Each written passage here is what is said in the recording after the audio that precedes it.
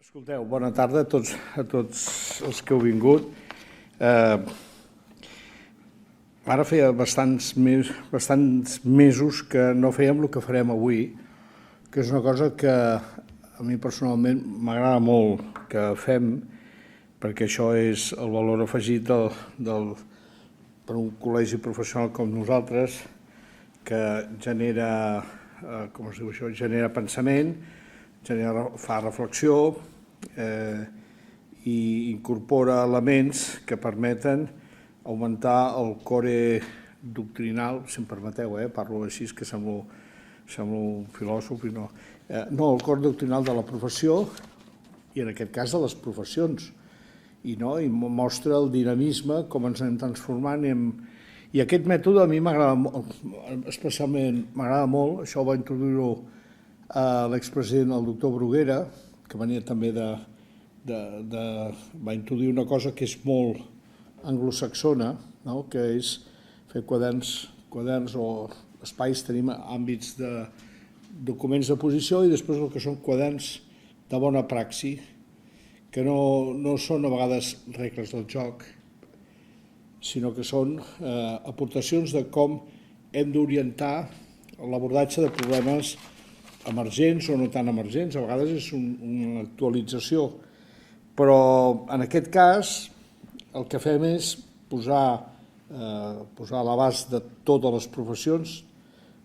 No sé si la doctora Prats sap quin serà la difusió, ens m'han dit, sembla que hi havia 1.000 exemplars físics i després tot l'altre, que és més fàcil de difondre a través de les xarxes, que és aquest quadern de bona praxis d'incorporació de la tecnologia mèdica innovadora.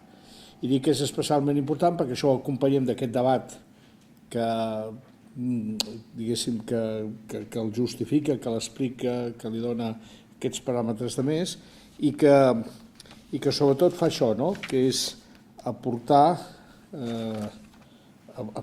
coneixement, visió i orientació als professionals sobre la incorporació de la tecnologia. I jo diria una cosa que és molt important, ja sé que els que esteu aquí, la majoria ja m'heu sentit dir-ho, que és la primera iniciativa del GIPS,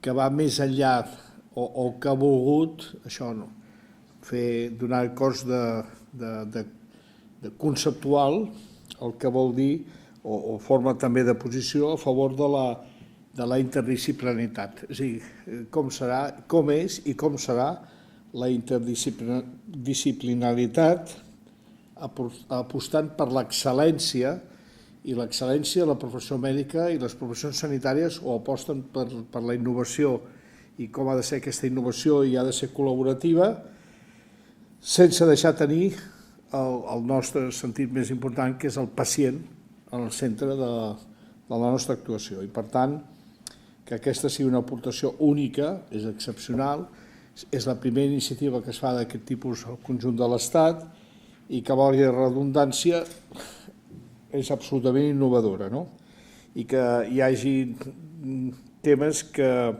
s'hagin sumat des de consensuant i juntant àmbits conceptuals, però també ètics i deontològics. I a mi em sembla que això és tremendament enriquidor i això serveix com a dipositari, sí, però serveix per tenir el coixí. Fixeu-vos que és el quadern número 38 del Consell de Col·legis de Metges de Catalunya, però és igual, en tot cas, és allò que quan tu vas a una corporació o en una professió i vas a gratar què és el que realment, quins són els paràmetres que defineixen aquell àmbit, doncs això és el que ens ajuda. I ens ajuda en el segle XXI perquè nosaltres treballem d'una manera molt diferent, no amb l'essencial, però sí amb l'essencial, vull dir, de posar la persona al centre, però sí que treballem molt diferents. Treballem amb equip, però els equips ja no són els que eren fa 10 anys, ara són equips molt interdisciplinars,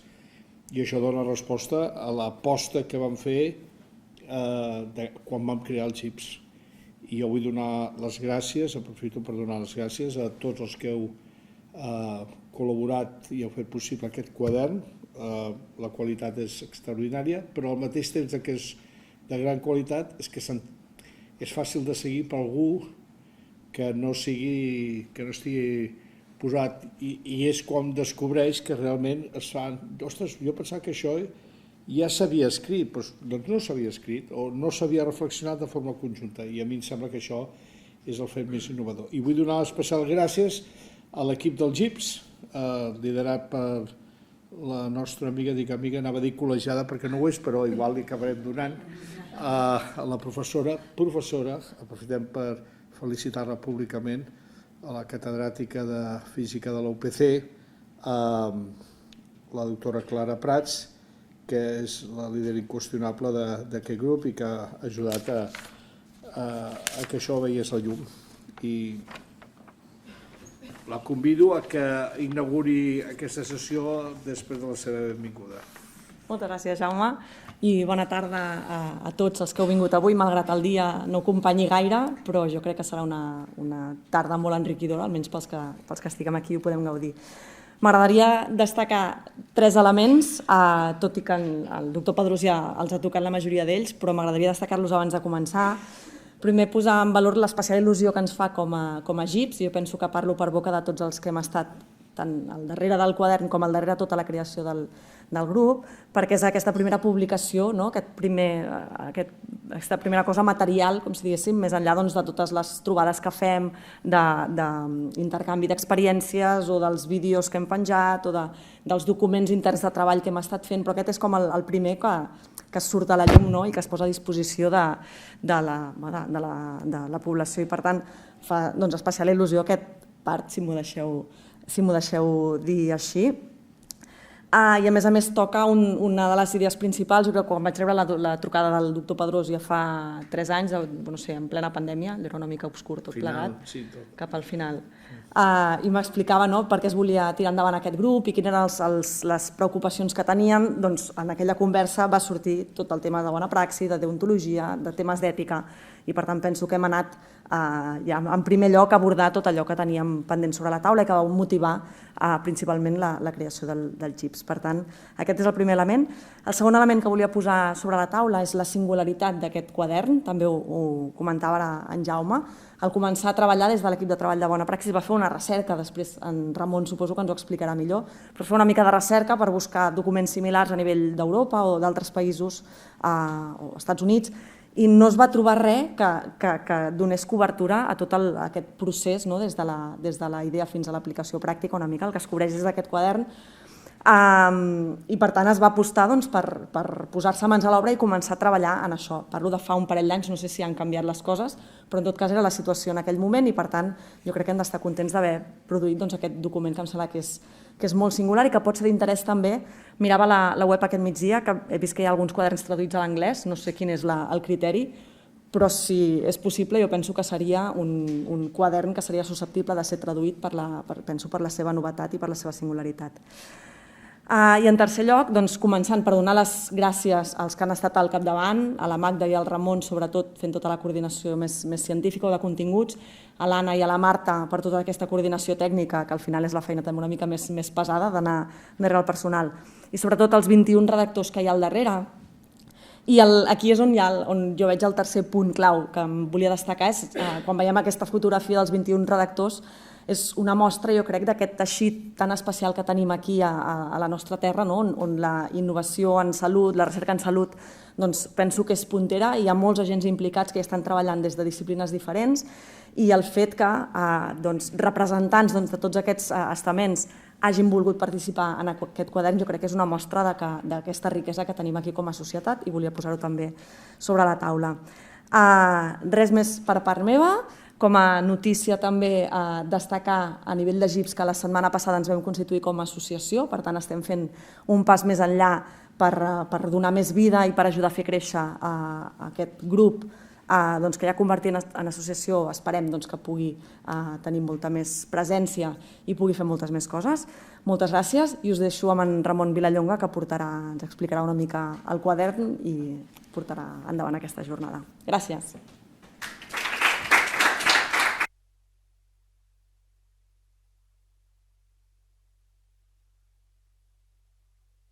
doctor Pedrós i també a la doctora Prats per aquesta introducció tan apropiada de lo que ha estat el GIPS. Només, abans de que comencem la taula tots plegats, sí que m'agradaria enfatitzar tota aquesta part, de les primeres reunions que ja estem parlant de finals de la primavera i estiu del 22, quan es veu que la necessitat real d'entendre com s'implementen les tecnologies i com això es lliga amb la deontologia i amb la bona praxis. I llavors és com es crea el grup específic de treball de bona praxis, que actualment té 28 membres, i una de les coses que troba a faltar poder fer algun tipus de decàleg, que hi havia alguna cosa feta molt puntual, però que no hi havia una cosa més holística, més global que pogués fer. Llavors amb això ens vam començar a posar a treballar i ja de seguida vam incorporar també la doctora Magda Campins, que si vols Magda aquí també ets la coordinadora, llavors vam estar treballant així i lògicament amb tota la feina que ha fet també de coordinació la doctora Prats i també l'Anna Mitjans amb tota aquesta direcció i traient-nos el flagel i venga, al final hem arribat avui aquí pensant en això. No em repetiré de com ho han definit, jo crec que és una eina extraordinària, és una cosa que crec que té un valor afegit de la integració de les diferents especialitats i del marc en el qual es vol fer aquest quadern i l'ha fet meritori de fer un acte de presentació com aquest. Aquesta és tota la gent que hi ha participat, jo crec que hi ha participat tothom en gran mesura i s'ha intentat fer un gran esforç perquè avui puguem estar aquí i tinguem aquest document a l'abast dels professionals de les diferents especialitats i professions i també resumint una mica totes aquestes són les entitats, universitats i també col·legis que hi participen amb gent força implicada en les seves diferents entitats i això no és fruit de l'atzar, és fruit de les ganes i la voluntat d'integrar sinergies en tot l'àmbit del nostre territori, del nostre país, que està lligat amb això. El vam dissenyar, el vam indexar, el vam fer amb 7 capítols. Això ho trobareu molt bé amb el quadern i sí que nosaltres ens vam plantejar en el moment d'organitzar aquest acte acordat lògicament amb el president, amb la Clara Prats i amb l'Anna Mitjans i amb la Magda Campins fer un petit acte amb 2 taules en la qual en la primera teníem la idea de fer aquest viatge des d'una idea fins a l'aplicació clínica. Llavors per mi ja és un plaer invitar aquí a pujar el senyor Carlos Cisternas, que és biòleg i director de CENIN Catalunya. També m'agradaria ja que pugés, si vols, la doctora Anna Sala, ella és metgessa i són companys de l'hospital i ella en concret també és cap de la unitat d'innovació de l'Hospital Vall d'Hebron. Espera, ens posarem aquí. Aquí. L'Anna aquí i el Carles Cisternas aquí. És que hi ha el truco del número i després també la senyora Maria José Campo, la tenim, que també hi hem treballat, vam fer algunes reunions, ella és advocada, directora de l'oficina del delegat de la protecció de dades de salut del TIC Salut Social i finalment també la doctora Rosa Burgos, companya meva, endocrinòloga i experta en nutrició, però també és presidenta del comitè d'ètica, ja et poses allà, Rosa, del Comitè d'Ètica Assistencial de l'Hospital Vall d'Hebron i del Parc Sanitari Pere Virgili. Ella té una gran experiència, lògicament, en tots aquests aspectes i ha participat de molt bona mà al quadern i crec que era una gran aportació que estiguéssiu tots aquí. La taula és per nosaltres i per ells, per tant, si voleu, podem començar. Hem decidit intentar fer aquesta taula en un temps d'uns 50 minuts.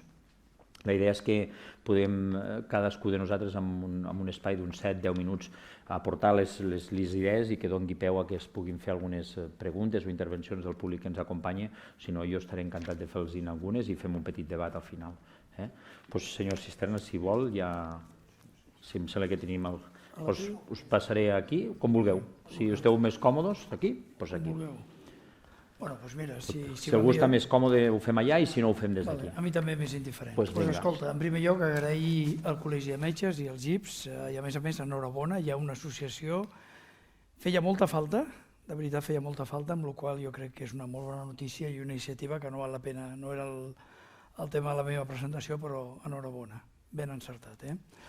Llavors a mi em tocava parlar de la creació d'un producte. Llavors, una mica repassant el que ja hem posat amb la guia, és, en primer lloc, hem de buscar una idea innovadora que doni resposta a un problema real o a una necessitat metge no coberta. Aquí nosaltres som una mica crítics perquè ens agrada la ciència bàsica, i és bàsica i és necessària, però nosaltres sempre pensem que tenen que ser coses d'aplicació pràctica que arribin a mercat, amb la qual té sentit desenvolupar un nou test de colesterol. Evidentment que sí, perquè ajuda a determinar si tens o no possibilitat de crear plaques d'ateroma o el que sigui, però de vegades hi ha coses que queden molt lluny de les necessitats, i això està bé, però ens estreiem moltes vegades amb això.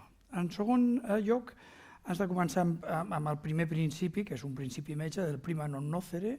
Són productes que tenen que tindre seguretat, i és el més important que avui en dia aborda la regulació, que és, en primer lloc, que sigui segur, i després, evidentment, que tingui, si tracta una malaltia la tracti, i si determina un paràmetre de diagnòstic in vitro que el miri. I després s'han d'avaluar els riscos i les possibilitats d'èxit, etc.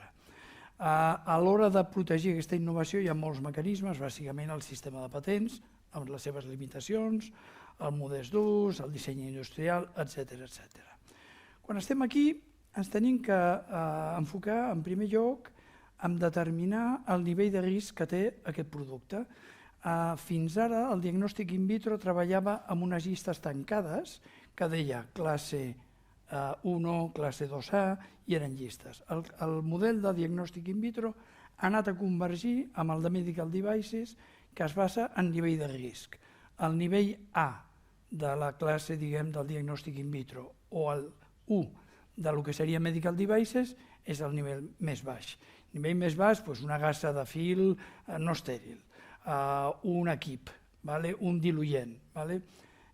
Risc mitjà, aquest és un totum revolutum, 2A, 2B i classe B o C, i aquí tindríem, per dir un exemple, un marcador oncològic, podria tindre un nivell de mitjà de risc, i moltes altres productes també podrien estar en aquest nivell. I el nivell 3 de risc alt, classe 3, o el de diagnòstic in vitro, exemples serien productes complexes, un marcapassos, un desfibrilador implantable. Aquest tipus de productes són productes que són importants, tenen un nivell de risc alt, van implantats i estarien en classe 3, i amb la classe D de diagnòstic in vitro estaríem parlant de tot el que sigui un test del SIDA, que té risc per la població i risc per la persona, o un test de transfusió de sang, perquè té moltes implicacions. Amb la qual cosa, això és molt important, perquè una vegada tu classifiques el producte, el nivell d'exigència també és proporcional. Vas de poca exigència amb un màxim que seria, per continuar l'exemple, un grup sanguini per transfusió o un test de la SIDA. Dit això, el procés una mica, anem a començar per les parts que tens. La primera, tu tens una idea a base de les investigacions científiques i els coneixements que tens, i identifiques amb uns professionals que això és una necessitat no coberta, això no ho tenim resolt. Després treballes amb la finalitat prevista del producte, sigui el que sigui, i després identifiques productes similars al mercat. Aquesta és una de les fases que falla, que és dir, continuant el mateix exemple, si jo tinc que treure un test de colesterol, amb el mercat hi ha 200 tècniques de determinar colesterol. La teva no és més barata, no té més linealitat, no té un avantatge significatiu, i jo us diria, pensa-t'ho dues vegades, què aportes tu al mercat? Què estàs? En canvi, ara tu tens un test, m'ho invento, d'Alzheimer en orina. Dius, ostres, l'Alzheimer en orina, una cosa molt fàcil. Tens una oportunitat de mercat. I amb la qual cosa tu has de mirar què té el mercat, què aportes tu, si aportes alguna cosa en l'àmbit que sigui bé, si no ho aportes, ves per una altra cosa. Quan ja tenim això, hem descobert el nostre test d'Alzheimer en orina, que és barat, funciona impecable, doncs anem així. En primer lloc, hem de trobar una tecnologia que ho pugui fabricar, que sigui realista en termes de costos, que tingui una solució tècnica diguem viable, etc. Estableixes el teu pla, crees un prototip. Si és una prova que necessita algoritmes, doncs per part del software que va enganxat. Optimitzes i refines el producte. Una vegada el tens, veus si és viable o no és viable i per quines raons seria o no viable. Quin és l'objectiu, quina és la funcionalitat, quines són les principals característiques i les avantatges competitives respecte a altra solució. Igual que a l'anterior, diguem, pas, si no tens una avantatge competitiva, tens un problema. I aquí ens passa una altra vegada que la gent no es dona compte a vegades amb això. I després fas un registre de la patent o de la propietat intel·lectual. Passem a la part de la validació, d'eficàcia, seguretat de la tecnologia, etc. Aquí estem en la part complicada que ens servirà després per arribar a un organisme notificat i obtindre el marcat CE. Tens que implantar un sistema de qualitat que et simplificarà l'obtenció d'aquest marcat CE, tens que tindre un producte que sigui funcional, tens que fer proves preclíniques segons normes tècniques aplicables, validar l'entorn amb un entorn real. Aquí un exemple. M'agrada explicar exemples perquè si no això és com molt teòric. Tu fas un producte que és un micòfag o no, com es diu, això que es carrega els fongs, que és algú contra els fongs de les ungles, dels peus. Si tu agafes i el que fas és retalles trossos d'ungla i in vitro submergeixes aquests trossos d'ungla amb un líquid que és el que tu has desenvolupat i funciona perfectament, això no serveix per res, perquè tu l'has de provar amb l'ungla d'una persona, tenint en compte que no entrarà 360 graus, sinó per la superfície de dalt, que és diferent. Aquest tipus de coses també ens trobem amb coses que fallen, no? És a dir, escolta, fes alguna cosa que estigui en un entorn veritable del que et trobaràs. Ara l'has provat, funciona perfectament, anem endavant. Amb una ungla de veritat d'una persona que té l'ungla allà. Després fa la investigació clínica i després tens que buscar les aprovacions de l'Agència Espanyola de Medicament, etc. La quarta fase seria la validació de la solució, optimitzes la tecnologia, que sigui realista en termes de coste i de temps d'obtenció del producte o del que estiguis fent, ho has de passar a la producció, has de desenvolupar tota la documentació tècnica, has de posar en marxa un sistema de qualitat, bàsicament la ISO 13485, i després has de sol·licitar el marcatge de CE. Aquí vol dir que et demanaran anem a agafar també un altre exemple, el colesterol que us deia abans. Tens que demostrar que el colesterol és un indicador clínic que si tu tens massa colesterol probablement tindràs arteriosclerosi, hipertensió, etc.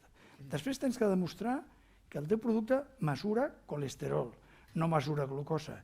I a més, quan diu que hi ha 180 colesterol, hi ha 180, no 32 ni 45. I després has d'establir un rang i dir la normalitat de colesterol és entre 175, m'ho invento, i 220. Aquí estem bé. Tot aquest tipus de coses les de fer per poder arribar després a obtindre el marcat CE. Després vas a la llicència que et dona l'Agència Espanyola de Medicament i Producte Sanitari per fabricar. Això és una llicència relativament senzilla, però has de comunicar-ho i dir que ets un fabricant i que estàs fabricant aquesta prova de colesterol, obtindràs el marcat CE, faràs les primeres sèries i aquí, i d'això no parlaré massa perquè si no ens enrotllaríem molt, és on es tornen a estrellar les empreses. Falta un pla de màrqueting, falta un pla de veure si el teu producte és competitiu en preus, falta saber quin és el mercat mundial. Aquí tenim un altre problema. La regulació actual no té en compte, com té amb els medicaments, que hi ha medicaments orfes que amb una producció molt baixa poden tindre una viabilitat econòmica. Avui en dia, amb la regulació actual, un senyor que fa un stent, que és fantàstic, però és pediàtric, i va a 10 pacients a l'any, no li surten els números. Entre el que té que pagar de tasses, el temps que troba, no li surt a compte, i el té que discontinuar. Aquest tipus de coses, amb aquest tipus de productes tecnològics no està resolt, i es tindria que resoldre. Ja estic acabant, llavors, quins són els punts crítics, o nosaltres pensem que més crític del procés? La part d'investigació clínica són calés i temps, i després l'obtindre el marcatge C, que és calés i temps. Nosaltres estem dient que l'agència espanyola, l'organisme notificat de l'agència espanyola, diu que tenen des de productes que triguen 4 mesos, a mi em sembla molt poc, però això és el que diuen, fins a productes que triguen entre 16 i 18 mesos. Això vol dir un temps que tu no pots comercialitzar el producte, tens que aguantar-te amb la financiació que tinguis i estàs un any esperant que el tema, ojo al dato, o sigui que ja has estat un any esperant la investigació clínica i tens un altre any per veure el mercat C. Llavors, si la tecnologia mèdica no té mercat C, doncs podem utilitzar un Google, un Research Use Only, podem intentar que un hospital ho utilitzi de manera en un context d'investigació, s'ha d'aprovar pel Comitè Ètic d'Investigació del Medicament i té que aprovar-ho l'Agència Espanyola, i si el producte ja tingués el marcatge CE, avaluaràs l'impacte, el benefici, el risc, la comparació, etc. Això pot durar en funció del temps i la tecnologia mèdica i, com us deia, canvia molt de país i regió, però poden ser en total 2 o 3 o 4 anys, depèn com estiguis. I això és el que us volia explicar, per fer-ho ràpid. Moltes gràcies. Molt bé, moltes gràcies. Aquest és el camí habitual i complex que han de fer moltes de les empreses i la gent que té idees i aquesta aplicabilitat. Segur que dins d'aquest camí té un paper molt important els comitès també d'investigació i també de dades, i per això ens en parlarà la doctora Anna Sales. Anna, com vulguis. Molt bé, moltes gràcies. Primer jo volia també afegir les felicitacions per la iniciativa. Felicitats perquè realment idees d'aquestes jo crec que són necessàries i sobretot unir diferents perfils, que això és lo ric, perquè al final tenim la tendència a treballar molt per silos i crec que amb els reptes que tenim actualment i amb la complexitat que ve el futur, o treballem conjuntament o serà impossible tirar projectes endavant. M'ha agradat molt l'explicació que has fet de tot des de la idea fins a l'aplicació clínica. Evidentment, dintre d'aquí ara apareixen altres coses complicades que s'han afegit dintre de quan avaluem els projectes a l'inici dels comitès d'ètica, i jo per això voldré explicar com neixen aquests comitès d'accés al data i per què apareixen i per què són necessaris. Jo he viscut una mica tots aquests problemes perquè en el seu moment també vaig muntar una startup, amb la qual els tempos de regulació, totes les fases del TRU, les conec bastant bé i les complicacions que hi ha entre elles, amb la qual jo crec que un document com aquests, jo hauria agraït en el seu moment quan vaig començar haver-lo tingut, perquè t'ajuda a anar, i quan qualsevol professional sanitari, i també al final és veure en quina fase intervé cada un dels interlocutors. I crec que aquest document està molt bé per ajuntar tots els interlocutors i amb centres que igual no tenen tanta experiència en crear i en avaluar i incorporar aquestes tecnologies innovadores. Jo crec que són documents aquests són molt útils, que al final per això es fa, per ajudar i per consensuar i potser per treballar tots a la mateixa línia. Llavors, si parlem des de la idea fins a l'aplicació clínica, evidentment, per començar a validar, no es pot començar a validar i provar en pacients sense haver passat pels comitès d'ètica. El comitè d'ètica tothom ho té clar, que ha d'estar allà. I per què he posat un interrogant? No perquè tenim dubtes de si ha de ser o no, sinó és suficient actualment aquests comitès d'ètica? N'hi ha prou amb el comitè d'ètica per poder dir ok, go en els projectes? Com comencen a néixer aquests comitès d'ètiques d'accés a dades? El problema és que cada cop ens trobem més que molts dels projectes de dispositius mèdics que apareixen o que demanen per poder-se validar inclouen dades, moltes dades, molts són d'algoritmes d'intel·ligència artificial, amb la qual cosa, encara que hi hagi un tècnic de dades, si realment aquest tècnic de dades no té el coneixement holístic de totes les coses que s'ha de tenir en compte perquè això realment sigui factible i possible, ens havíem trobat, i això crec que qualsevol de nosaltres igual s'ha trobat en els principis, que començaven tots aquests projectes de dades, que s'havia donat l'ok, i llavors amb projectes de vegades europeus i que participaven en diversos centres per validar, i a l'hora de passar les dades no complien o no s'havien demanat les coses necessàries i quedava el projecte parat. I tenim algun projecte, algun exemple que s'havia parat 2 anys perquè no teníem tota la documentació o no es podien anonimitzar bé les dades, no s'havia pensat en el tema d'anonimització. Doncs tots aquests aspectes d'aquí és quan diem, ostres, no pot tornar a passar, no podem estar parats perquè les empreses, si hi ha una empresa darrere que vol validar, no pot aguantar 2 anys sense fer res per poder tirar endavant, i d'aquí comença a néixer quina estratègia podem fer per ajudar en els comitès ètics i treballar de la mà que puguem dir que realment totes les dades que hi hagin siguin les correctes, la informació que s'aporti en el CEIM, ajudar-lo el màxim possible, perquè al final el que no volem és frustrar. Jo crec que és molt important. Ja hi ha prou barreres, de fet les hem vistes, i n'hi ha moltes més endavant que encara seran més importants, i per tant agilitzar al màxim. I per tant aquests comitès neixen a partir d'aquí, d'ajudar a dir, vale, quan hi ha dades sobretot, dades que s'han de mobilitzar d'una institució a l'altra i que s'han de fer servir com a ús secundari de les dades, doncs s'ha d'ajudar que demani la documentació específica per poder dir que sí, ok, endavant i que això és factible.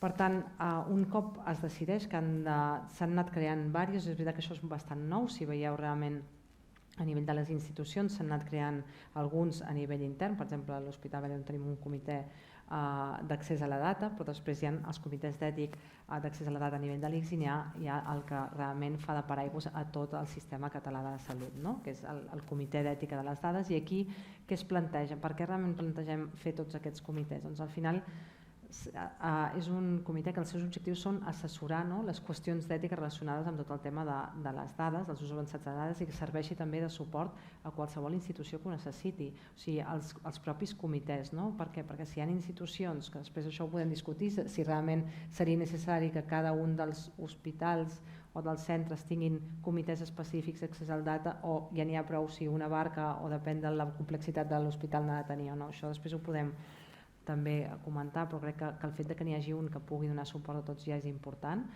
Aquest comitè, l'altre objectiu és formular i sobretot recomanacions que han de tenir els projectes i establir uns protocols d'actuació, o sigui que quan tu presentis un protocol al comitè d'ètic compleixi, que tingui tots els requisits necessaris, informar de les qüestions d'ètica d'usos avançats de les dades, que és molt important, i al final és ser una xarxa de suport a tots els comitès d'ètica, i en referent perquè el que necessitem és veure també l'interoperabilitat entre diversos i assegurar-nos que aquestes dades al final és amb el principi no només que no produir un risc amb el pacient, sinó que a part de poder proporcionar un benestar i de protegir en tots els sentits, protegir també les dades que puguin incloure els pacients i tota la població en general, que les dades facin servir per un ús correcte i per un objectiu també correcte. I d'aquí és quan neix tot això. Al final és fomentar sobretot aquesta que és veritat que això al final a vegades neix primer comencen a sortir idees i la regulació surt després, o com ens comencem a organitzar és després, i això ens ha vingut arrel de la complexitat de tots els projectes que hi ha i de problemes que hi ha hagut, doncs s'han creat aquests comitès. I al final també és donar suport al Consell Estratègic, com podeu veure, d'Administració Digital.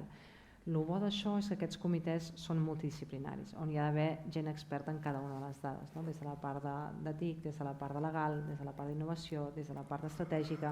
Per què? Perquè al final, si treballessin només persones que són expertes en un tema però no dels altres, fa que no hi hagi aquesta visió holística de tenir en compte totes les coses i quan es dona un sí amb aquell projecte és que això ja pot tirar endavant.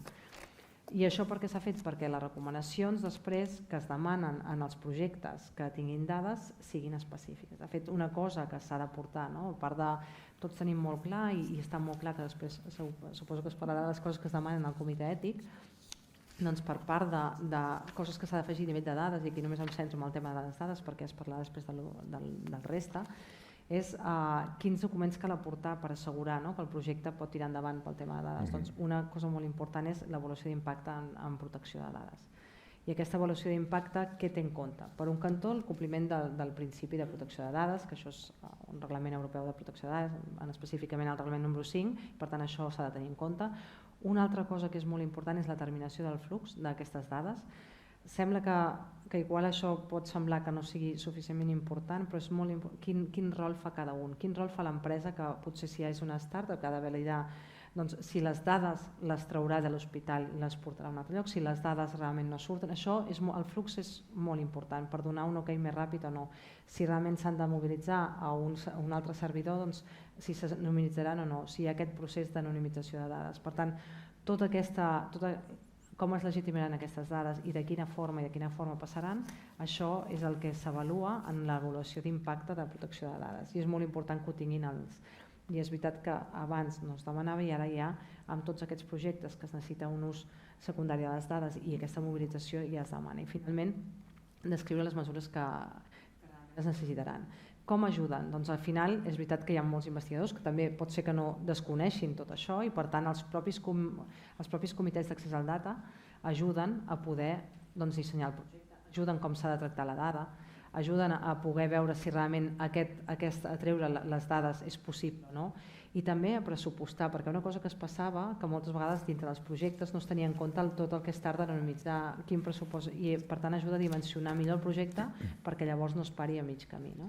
O sigui que al final jo crec que el fet d'haver incorporat això ajudarà a agilitzar, o sigui, quan més coneixement sàpiguen des d'un principi totes les fases que ha de passar la idea fins a arribar a la comercialització i les coses que s'han de tenir preparades abans per no tardar tant i per com a mínim agilitzar tots els processos inicials, jo crec que seran un benefici. El fet d'això tenir-ho ja ben establert i amb aquest quadern que es pugui descriure les coses que són necessàries, doncs ajudarà, que és el que pretenem, ajudar la gent que tingui ganes d'innovar i també quan es vulgui incorporar aquestes tecnologies a centres sanitaris. I fins aquí és el que no em vull allargar més. Molt bé, moltes gràcies, Anna. Jo crec... La veritat és que els comitès fan un paper que a vegades es pensa que un va al comitè perquè li diguin que no a tot. Normalment dius, el comitè m'ha dit i m'ha tornat a dir, però és veritat que totes les funcions que enumeres són molt rellevants, molt importants i volen, al contrari, facilitar i fer les coses al final de molta qualitat. I una de les coses és molt important és tot aquest aspecte que s'ha parlat, de la protecció de dades, que segur que ara ens en parlarà molt bé també la Maria José Campos. Quan vulguis. Molt bé, moltes gràcies. Jo m'adhereixo a les felicitacions que han donat els meus companys i també vull agrair que ens hagueu convidat a participar en aquest quadern, perquè trobo que serà molt pràctic i molt entenedor per tots els professionals i sobretot des de la nostra vessant de protecció de dades, que crec que és una oportunitat molt bona per poder donar a conèixer aquest àmbit que últimament, des que va entrar en vigor el Reglament Europeu de Protecció de Dades, tothom parla de protecció de dades i no sembla que és algo complexa i que difícil de portar a la pràctica i d'altra banda en el que és la tecnologia mèdica molt necessari també i jo crec que això el quadern contribuirà a desmitificar la complexitat de la protecció de dades i a veure que realment és algo que s'ha anat, com ha dit l'Anna, integrant en tots els projectes i cada vegada més, ja veurem que cada vegada més la normativa ens porta a tenir-lo integrat cada vegada més en els nostres projectes. Llavors, molt alineat també amb el que heu dit fins ara, tots els projectes de tecnologia mèdica, òbviament, el que hi ha són dades en grans quantitats, perquè quanta més quantitat de dades tenim, i en aquest cas dades de salut, més precisos poden ser els resultats, ens serveixen per validar models, per provar algoritmes, per treure resultats, per crear patrons, i realment són necessàries, i és evident que s'ha de poder utilitzar aquestes dades personals en aquest cas, i dades de salut, i ja sabeu, les dades de salut són dades especialment sensibles, i el tractament d'aquestes dades l'hem de fer d'una manera acurada, ponderant el que és, d'una banda, la necessitat de la recerca i la necessitat de dispositius i tecnologia mèdica que utilitzi aquestes dades, juntament amb el dret fonamental a la privacitat de les dades. I aquesta ponderació, aquest equilibri, és el que crec que el que hem de trobar en tots els projectes quan estem creant des de l'inici un dispositiu mèdic, una tecnologia mèdica. I per trobar aquest punt d'equilibri, la normativa, jo crec que la idea de la normativa europea és acompanyar-nos en aquest procés.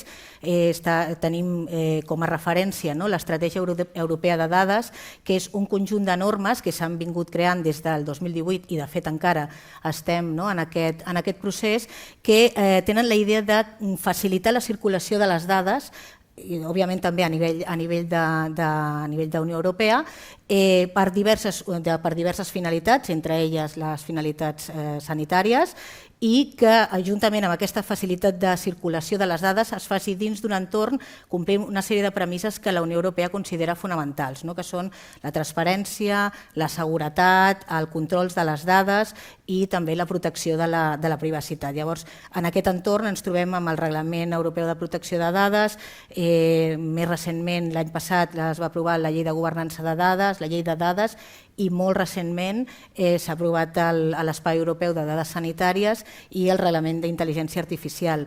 que no estan en vigor, encara ja trigarà un temps perquè siguin d'aplicació, han de passar els últims tràmits i que passi aquest període transitori fins que siguin d'aplicació, però que anem allà. Juntament amb aquesta estratègia europea de dades, al nivell sanitari és fonamental el reglament de productes sanitaris, que també ens marcarà tots aquests projectes que abans comentàvem, des de la idea fins a la comercialització, passant per tots els TRL, tot el procés d'evolució del projecte, i totes aquestes dades totes aquestes normes van bastant alineades unes amb les altres i es complementen amb aquesta finalitat de donar compliment a la protecció de les dades, facilitant també el seu ús.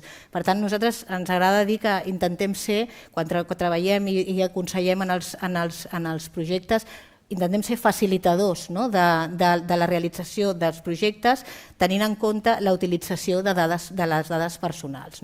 Llavors, com s'aplica això? Doncs s'aplica a tot l'àmbit, a tot l'engranatge de tots els projectes, des de la seva concepció fins al final. El que trobem en l'àmbit de la protecció de dades, ja siguin projectes a nivell assistencial, que poden ser projectes dispositius mèdics tecnològics entre professionals o entre professional i pacient, que també estan sorgint una sèrie de mitjans que permetin a nivell remot el tema del contacte pacient-professional, o dispositius de recerca que permetin realitzar diferents projectes de recerca o projectes d'innovació tecnològica. Tots aquests projectes porten a nivell, des del punt de vista de la protecció de dades, una sèrie de criteris que s'han de complir. Alguns ja ens hem comentat una miqueta abans. Jo crec que destacaria per sobre de tots la protecció de dades des del disseny.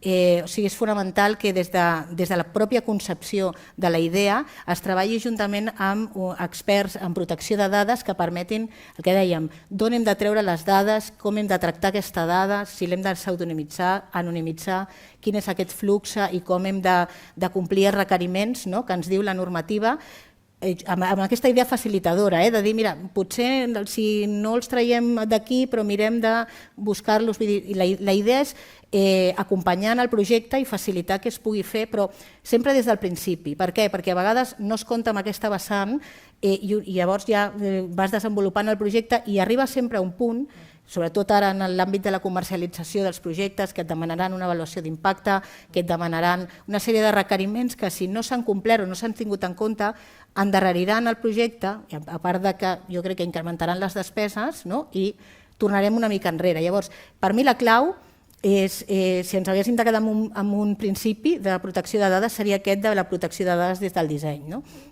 Per acompanyar, la idea és acompanyar a tots els que participen en el projecte des de l'inici fins a la seva, no només la comercialització, sinó la pròpia implantació i el propi ús del dispositiu que sigui. Llavors, a banda d'això, hi ha altres criteris que crec que són també molt importants, juntament al flux de les dades i a la identificació de rols, que deia l'Anna, i jo crec que realment és fonamental saber quin paper ocupa cadascuna de les entitats que participen en aquest projecte, perquè en funció del rol que tinguin tenen una sèrie d'obligacions o unes altres, i també el tema de l'anàlisi de riscos, molt vinculat al tema de l'avaluació d'impacte, és a dir, analitzar els riscos que té aquest projecte i veure quines mesures de seguretat podem aplicar per minimitzar o per eliminar fins i tot aquest risc que presenta aquest projecte. Des de la vessant de les persones, de les dades dels quals es tracten, és fonamental que hi hagi una informació molt clara i molt completa de com s'utilitzen les seves dades, tant en un ús primari com en un ús secundari. I també és important garantir en tot moment l'exercici dels drets, aquests drets ARSOPOL que li diuen d'accés, rectificació, oposició, cancel·lació, etc. Jo crec que són dos aspectes fonamentals perquè el ciutadà que aporta les dades tingui la sensació de seguretat i, a més, que el sistema és fiable. I això a qui afecta? Doncs afecta a tots els actors que intervenen en un projecte, des dels fabricants fins als proveïdors, distribuïdors, tothom té el seu paper i les seves obligacions, òbviament també drets, a nivell de protecció de dades. Vull dir, les diferents normes de l'Estratègia Europea de Dades els hi atribueixen aquestes funcions i aquestes obligacions i tots tenen un paper important en el que seria el desenvolupament i l'ús d'aquests projectes tecnològics. Si utilitzem la col·laboració público-privada, que és un sistema que realment també està funcionant molt a nivell de desenvolupament de projectes, també són aplicables tots aquests principis, és a dir, també tindran atribuït un rol i també tindran atribuïdes una sèrie d'obligacions i una sèrie d'actuacions que s'han de realitzar. Vull dir que en realitat afecta a tothom que pugui estar vinculat en aquest projecte.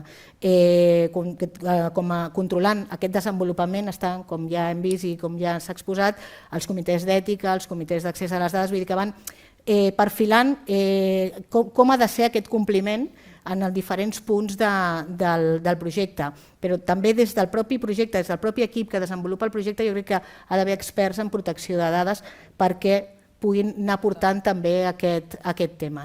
Llavors, jo res més, és bàsicament que dir aquest paper jo crec que és d'acompanyament en totes les fases del desenvolupament tecnològic, de la protecció de dades per anar marcant cada vegada quins són els requeriments i quin és el funcionament de l'ús de les dades durant tot el projecte.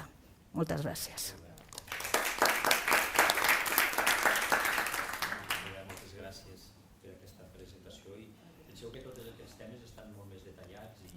Explicats en tots els diferents índexs que constitueixen el quadern. Llavors, m'agradaria també que ens va semblar pertinent parlar de la deontologia, lligada amb tota aquesta implementació de noves tecnologies, i per això tenim la doctora Rosa Burgos que ens en faci una pinzellada, a veure quina opinió ens mereix.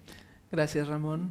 Em sumo al reconeixement de la feina que comporta la realització d'aquest quadern i vull destacar l'aspecte que jo considero que és molt innovador dintre d'aquest quadern de tecnologia mèdica innovadora, i és l'haver tractat no només tots els aspectes procedimentals de tot el desenvolupament i posta en marxa amb tota la rigorositat i la cura que necessiten els nostres pacients, sinó també per haver-li donat aquest enfoc ètic deontològic, i aquí també vull agrair als companys de la Comissió de Deontologia que han treballat molt en aquest document.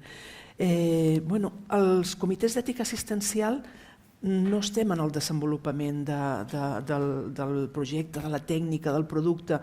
Estem més enllà, estem quan el producte ja arriba al pacient, estem a peu de llit.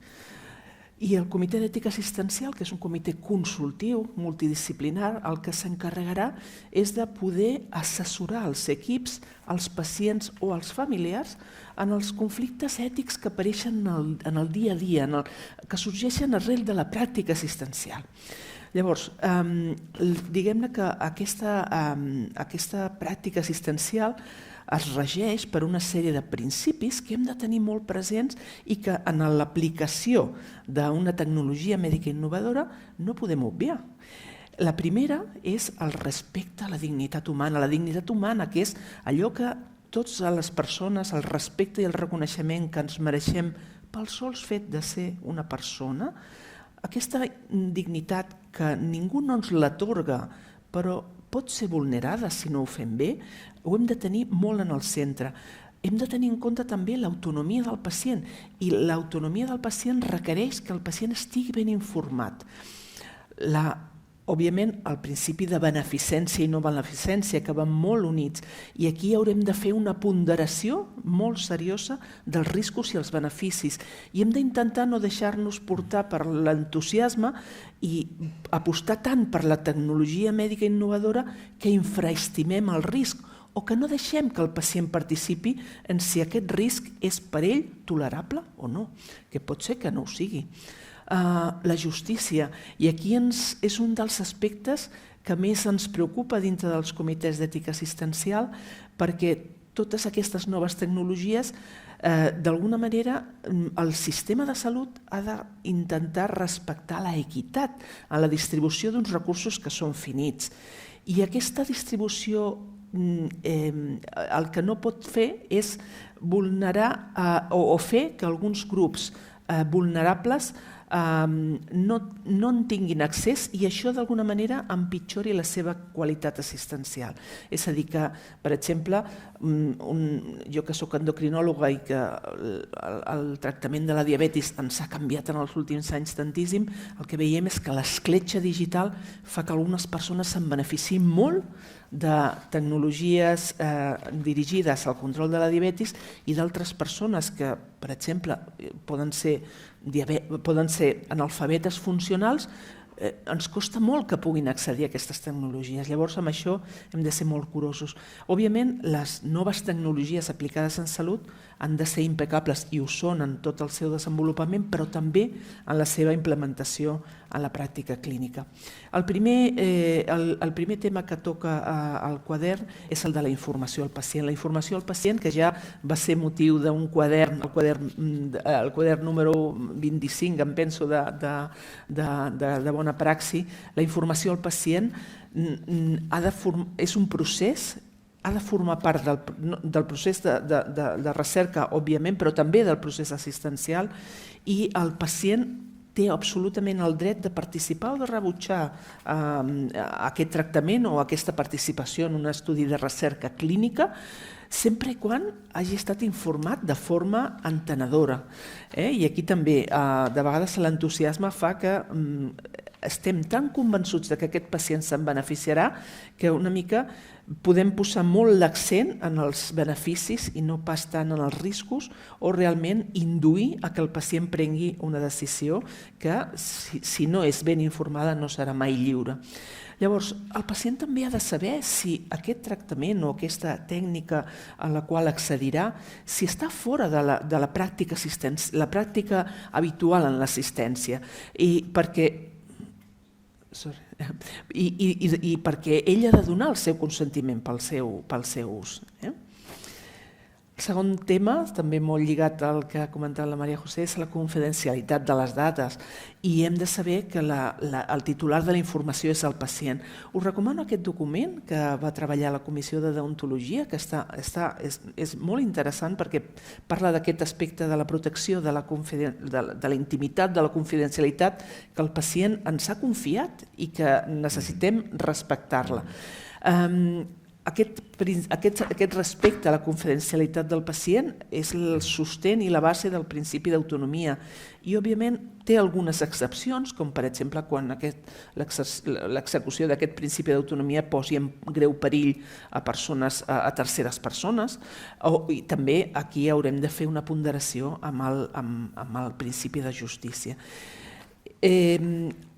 Ja parlant en el terreny assistencial, només hem de donar accés a la informació relativa a la salut del pacient amb persones que estiguin directament implicades en l'atenció sanitària del pacient. I amb això hem de ser molt curosos i per això tenim una normativa molt estricta en quant a l'accés a la història clínica, que només ha de ser per part de les persones que estrictament formen part del procés assistencial. El quadern tracta un tema també delicat i també un tema però que s'ha de poder parlar i s'ha de poder difondre i jo crec que estem en un moment en el qual les persones ja més joves ja van entrant en aquest diàleg i és el conflicte d'interessos. Els conflictes d'interessos existeixen i òbviament necessitem identificar-los i dintre d'aquesta identificació saber que hi ha alguns que són de caire econòmic, hi ha alguns que són de caire no econòmic en quant a prestigi, bé sigui professional de la institució o bé algun prestigi ideològic, i que el que hem de fer és educar en la gestió d'aquests conflictes perquè els nostres professionals sàpiguen què han de fer, declarar-los, i amb això sí que estem en un nou moment en el qual en la majoria de congressos, en la majoria de publicacions hem de declarar els nostres conflictes d'interessos, i a més ho hem de fer de forma oberta, de forma transparent i sense que això mermi el poder científic d'aquella comunicació o d'aquell article. I també a la nostra comissió de deontologia ja aquest tema també el va tractar i tenim algunes normes que sobretot ens orienten cap al respecte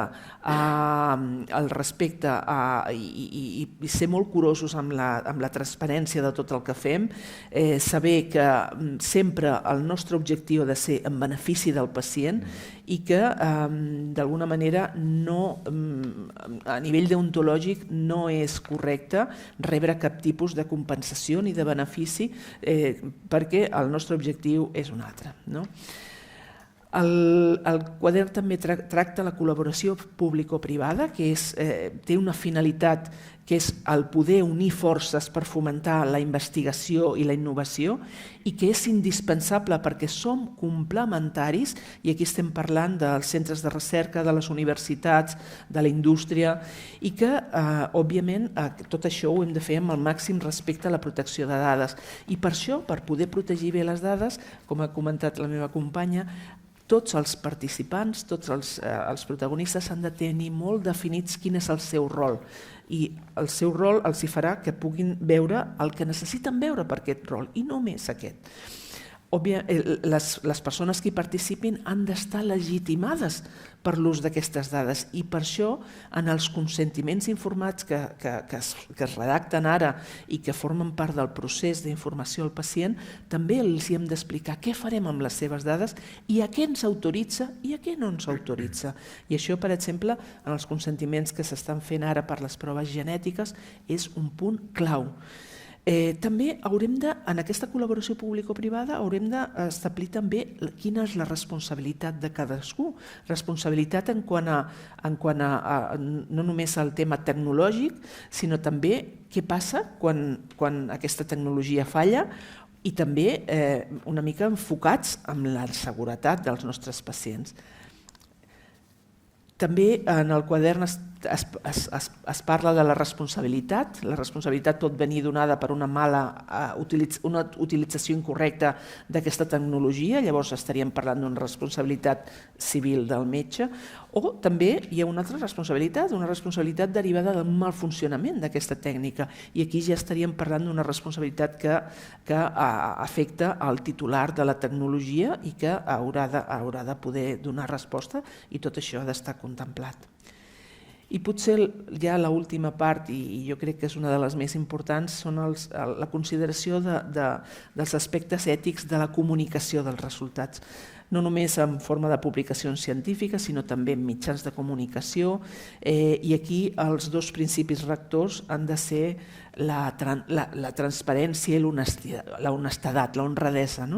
L'honradesa, el respecte al pacient, la prudència, perquè òbviament això pot generar falses expectatives i que això hem de ser curosos, perquè notícies de que ja hem trobat la cura del càncer als pacients oncològics, doncs els fa crear pacients i famílies els fa crear unes expectatives i potser estem comunicant una troballa a nivell absolutament experimental a nivell de cultius cel·lulars. Llavors, del cultiu a aquesta notícia que surt als mitjans, realment hem de ser prudents, hem de ser transparents i compromesos.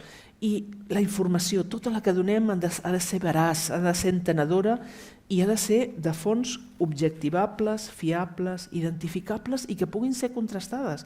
I aquest és una mica els aspectes ètics d'aquesta comunicació, basada sobretot en la transparència i amb el respecte amb la nostra professió i amb les persones a les que atenem. Res més, moltes gràcies per la vostra atenció. Moltes gràcies, Rosa. Aquest realment és un dels capítols importants de l'índex i del quadern i realment també és el que el fa novedós.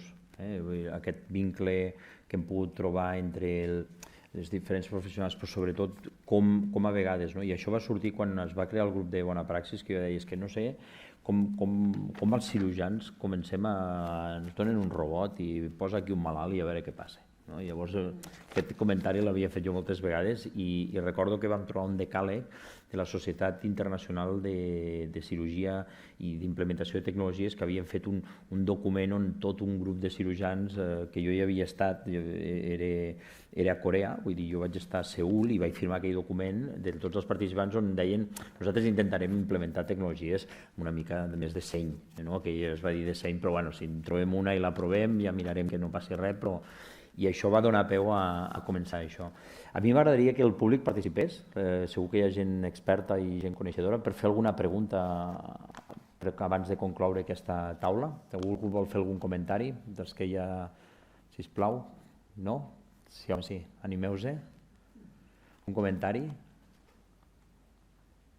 Segur? Vinga, ara, endavant. Li donaran un micro perquè ho senti tothom, però endavant. Gràcies. Sí, gràcies. Som una petita startup i hem desenvolupat una tecnologia per avaluar pacients en funció de la seva capacitat funcional i fem servir intel·ligència artificial i realment he trobat molt interessant tot el que heu dit i potser l'únic que diria que m'ha faltat és una mica quan ja tenim aquesta tecnologia a punt com realment com aplicar-la a la clínica en col·laboració amb els metges. No? Ens està costant molt arribar a mercat i aquest últim pas ja sé que no és fàcil, no? però no sé, m'agradaria entendre, saber quina és la vostra opinió. Si algú pot contestar, i l'Anna potser també té molta experiència també amb molta empresa que va preguntar a Vall d'Hebron. Bueno, el sistema per introduir la tecnologia a Catalunya, però també a Espanya, és molt complex. Perquè nosaltres no tenim un NICE ni tenim un sistema com els francesos, tenim agències, però al final, i després tu em corregeixes, és una guerra de guerrilles, centre, lloc a lloc, necessites res de ventes, persones de màrqueting. O sigui, si tu vols arribar un dia a la cartera comú de serveis i al Consell Interterritorial, que això seria el dia que es diu mesura contínua de glucosa per tot el territori nacional, aquest camí és largo i proceloso i implica molt picapedra, centre, lloc a lloc. Podria parlar hores, però per donar una pinzellada que després tu em corregeixes si estàs en desacord. Algun comentari, Anna? Bueno, bàsicament que també hi ha diferència, sobretot amb les solucions digitals, jo crec que hi ha un problema important en com s'adopten a nivell del sistema de salut i potser el que falta, el que demanen des de gerències d'hospitals, com que són coses més novedoses, es demanen molt resultats en salut i indicadors per realment veure que allò porta un valor que no hi havia fins ara. No? I és veritat que per convèncer el que és tenir tota aquesta informació que tu no sé en quin moment demanes d'entrar a la validació o ja entenc que la validació està feta i és per la compra. Per la compra. Doncs la compra cada cop es va més amb quin avantatge estudis socioeconòmics que realment amb resultats en salut que indiquin que la teva tecnologia ofereix aquests beneficis en comparació al que hi havia. I això jo crec que és la dificultat principal que tenen la majoria de solucions, que inclouen solucions digitals sobretot, que és molt més difícil de poder comparar amb el que hi ha. Igual depèn de quina tecnologia és més fàcil dir el benefici que hi ha i poder-ho demostrar. Amb els altres és un problema i jo estic d'acord amb tu que és un problema en l'adopció i jo crec que després també igual parlareu de l'adopció en la següent taula, o sigui que no vull fer spoiler, no és que no vull dir depèn de què que després fer spoiler de la taula de la següent, però si queden dubtes després ho podem seguir comentant. Em sembla molt bé. Jo, aprofitant que ho posen fàcil, m'agradaria agrair novament a tots els ponents d'aquesta primera taula i donar pas a la segona taula amb la Magda Campins que ens moderarà aquesta segona taula. Moltes gràcies a tothom. Enhorabona.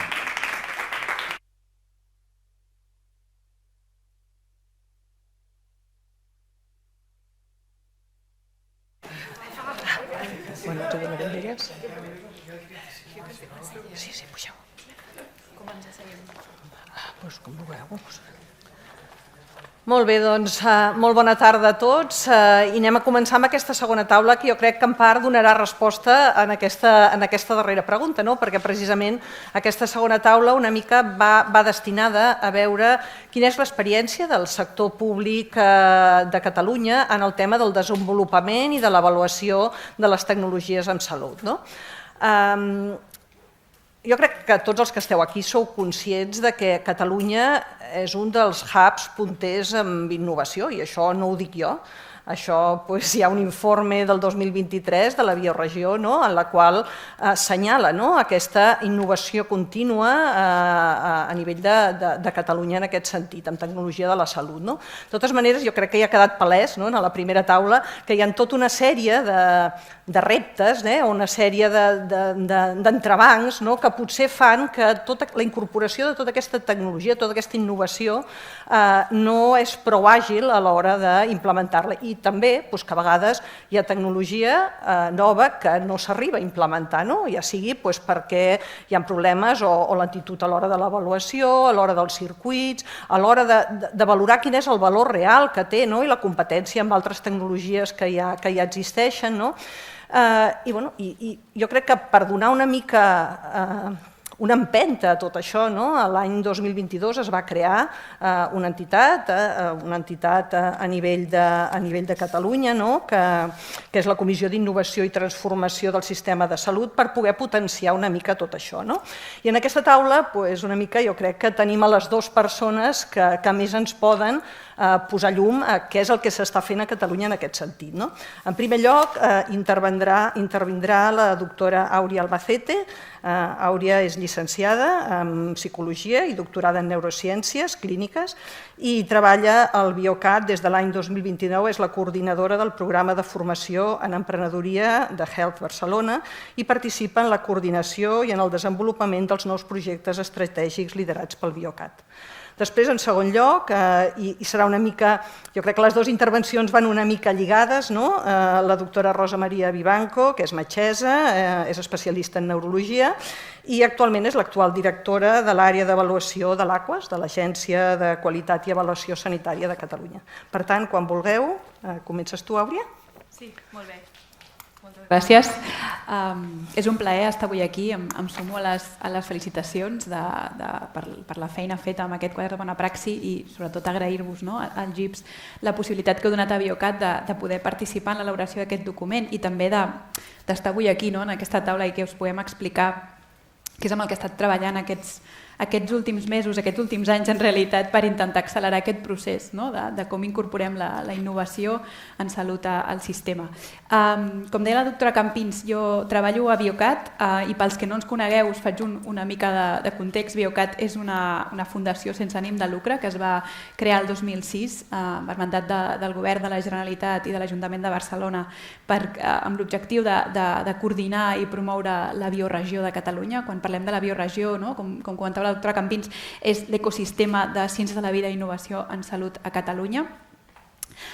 I això ho fem treballant amb tots els stakeholders al llarg de tota la cadena de valor, tant de l'àmbit públic com privat, a l'ecosistema, per donar resposta als reptes que trobem a la bioregió, per poder tirar endavant aquestes iniciatives i aquests programes. Ho fem de diferents maneres, tenim 4 branques principals de treball: accelerant la transferència de tecnologia i el creixement empresarial, projectant l'ecosistema tant a nivell local com internacional, fomentant el desenvolupament de talent especialitzat i finalment connectant. És una feina molt important nostra connectar els agents de l'ecosistema entre ells, però també amb agents, amb actors rellevants a nivell internacional. Per tant, en definitiva, Biocat som una eina de l'ecosistema, una eina neutra, connectora, agregadora, i que té com a objectiu escalar i consolidar aquest sector tan estratègic per Catalunya, generant impacte social i econòmic i posicionant la bioregió com a referent internacional. Dit això, Una mica sobre la bioregió, que ja començàvem a apuntar i que vam publicar, de fet, aquestes són dades del 2023. Com deia la doctora Campins, ara mateix la bioregió de Catalunya estem en un bon moment, està reconeguda àmpliament com una dels ecosistemes en ciències de la vida i innovació en salut més dinàmics i actius a nivell europeu. Està formada per més de 1.400 empreses i entitats, representa gairebé el 8% del PIB a Catalunya i això es fonamenta en una recerca acadèmica excel·lent, un pool de talent altament qualificat i una extensa xarxa d'empreses que estan desenvolupant realment teràpies, tractaments, tecnologies molt innovadores.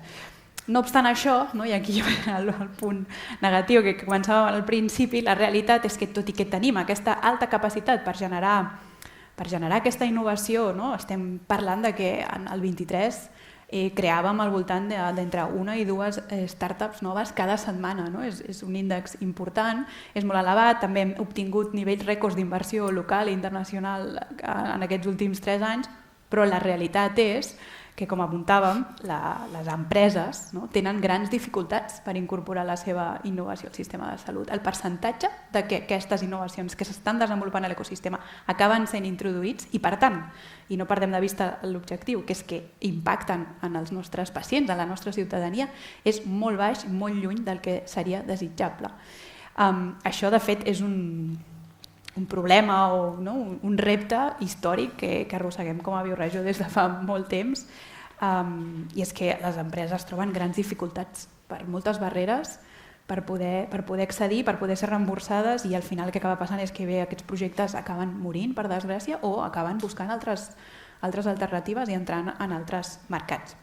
Per què? Per què està passant això? Hem d'analitzar què està passant aquí. Evidentment, crec que és multifactorial. Hem parlat de molts d'aquests factors a la taula anterior. La complexitat pròpiament del procés de desenvolupament d'aquestes tecnologies és molt més complex que en altres sectors. Per arribar a la comercialització és molt complex. Ara, amb la introducció de noves tecnologies, amb el tema que parlàvem de l'ús de les dades secundàries, evidentment també el finançament és un punt important, però en realitat, el punt més determinant, crec jo que és com el més determinant i que necessitem resoldre ja, és que en realitat a l'ecosistema no hi ha un procés, uns mecanismes prou ben definits i clars per identificar la innovació que és realment necessària pel sistema, acompanyar-la, connectar-la, desenvolupar-la i finalment un procés per incorporar-la.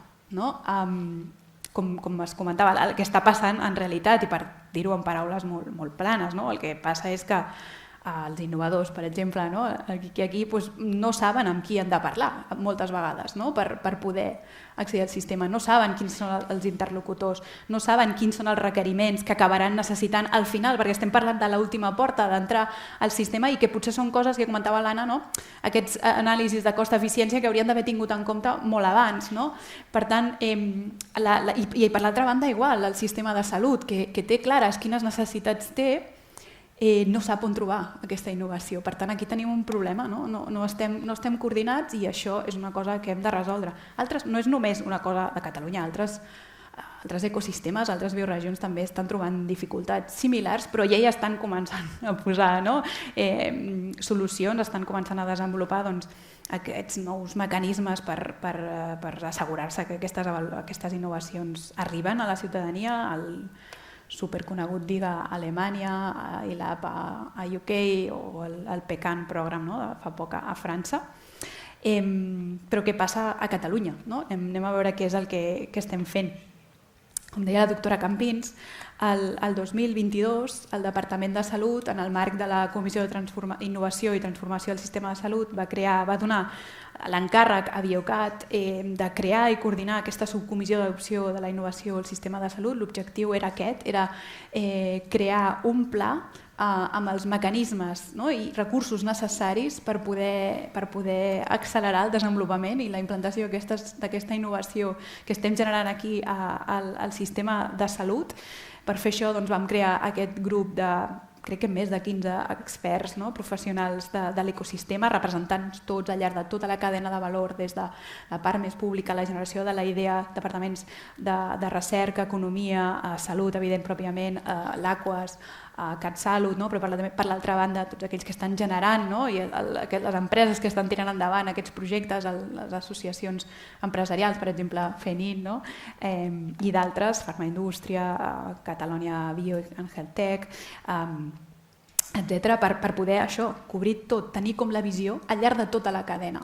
Al final, després de molts mesos de reflexions, de diverses reunions, també d'anàlisis que vam fer d'altres ecosistemes, vam elaborar un pla operatiu que si voleu consultar-lo és públic, està a internet fàcilment, es podeu trobar a gencat.cat o a la web mateixa de Biocat, en la qual presentàvem totes aquestes dificultats, fem una mica aquesta compilació, aquesta anàlisi, i presentàvem com les 5 accions que nosaltres consideràvem com a grup expert que eren prioritàries i que havíem de posar focus ja, perquè si no, no serem capaços de garantir aquesta incorporació d'una forma més àgil, més ràpida i més òptima.